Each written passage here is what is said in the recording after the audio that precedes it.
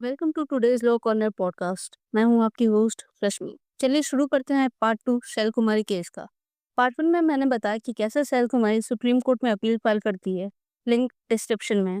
शैल कुमारी की वकील कहती है सुप्रीम कोर्ट में कि ये केस नो एविडेंस का केस है। हाई कोर्ट ने सिर्फ एजम्पशंस के बेसिस पर शैल कुमारी को कन्विक्ट कर दिया, इसलिए प्रेजेंट अपील को अलाउ कर केस को डिसमिस कर देना चाहिए और एप्लीकेंट यानी शैल कुमारी को एक्विट कर देना चाहिए। सरकार की तरफ से वकील ने विरोध करते हुए कहा कि एविडेंस में कोई भी दिक्कत नहीं है जिससे सुप्रीम कोर्ट को ध्यान देने की आवश्यकता है इस केस में। हाई कोर्ट और ट्रायल कोर्ट ने एविडेंस के आधार पर यह पाया है कि शैल कुमारी ही दोषी है इस क्राइम के लिए, इसलिए अपील डिसमिस कर दिया जाना चाहिए। सुप्रीम कोर्ट ने ऑब्जर्वेशन में पाया कि ये केस पूरी तरह सर्कमस्टांशियल एविडेंस पर बेस्ड है। सर्कमस्टांशियल एविडेंस केस के लिए कन्विक्शन लॉ को इस कोर्ट द्वारा Sharad Biddichand Sharda versus state of Maharashtra के केस में बताया गया है।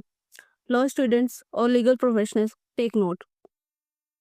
शरद बिद्दीचंद केस के 5 नियम जिन्हें पंचशील रूल्स कहते हैं सर्कमस्टांशियल एविडेंस केस के लिए।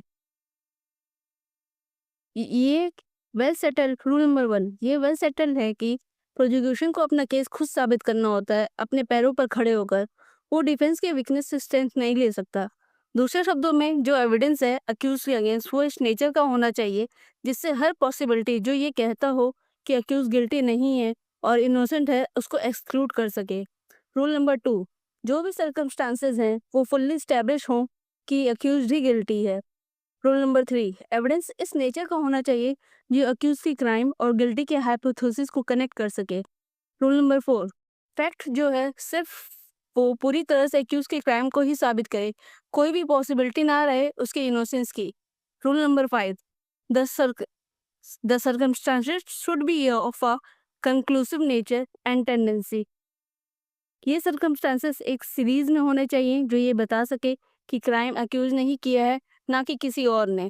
प्रेजेंट केस में शैल कुमारी का कन्विक्शन तभी सस्टेनेबल होगा जब प्रोसिक्यूशन ये केस प्रूव कर सके बियॉन्ड रीजनेबल डाउट के और ये साबित कर सके कि ये चेन ऑफ इवेंट्स एक दूसरे से जुड़े हैं जो सिर्फ अक्यूज को ही गिल्टी मानता है।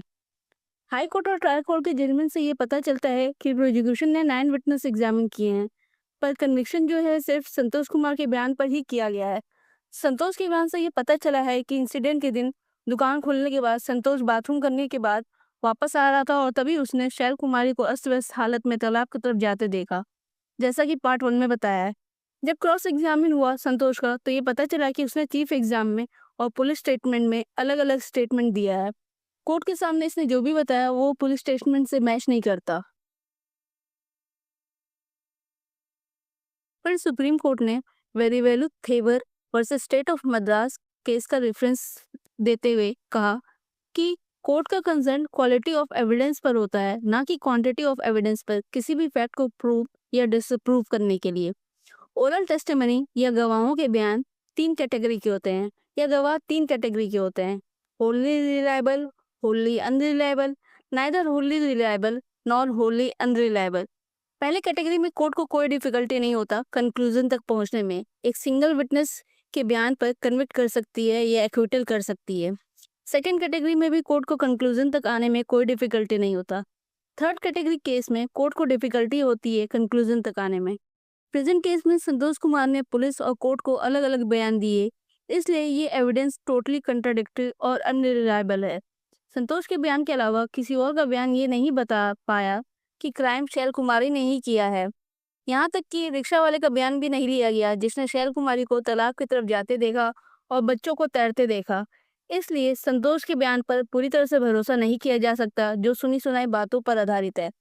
इसलिए सुप्रीम कोर्ट का ये ओपिनियन है कि शैल कुमारी का कन्विक्शन जो है, जैसा कि ट्रायल कोर्ट ने रिकॉर्ड किया है और हाई कोर्ट ने कंफर्म, वो पूरी तरह इनकम्प्लीट एविडेंस पर बेस्ड है। इसलिए शैल कुमारी का कन्विक्शन किसी भी तरह सस्टेनेबल नहीं है लॉ के अकॉर्डिंग। इसलिए हम इस अपील को अलाउ करते हैं और हाई कोर्ट और ट्रायल कोर्ट के ऑर्डर को खारिज कर सेट असाइड करते हैं और शैल कुमारी को सभी चार्जेस से मुक्त करते हैं और उसे रिलीज करते हैं। केस का जजमेंट सीजीआई बी.आर. गवई और जस्टिस के विनोद चंद्रन ने सुनाया। आपको हमारी ये कोशिश कैसी लगी कमेंट कर बताएं। ऐसे ही legal news, court case updates के लिए टुडेज लॉ कॉर्नर के साथ जुड़े रहें।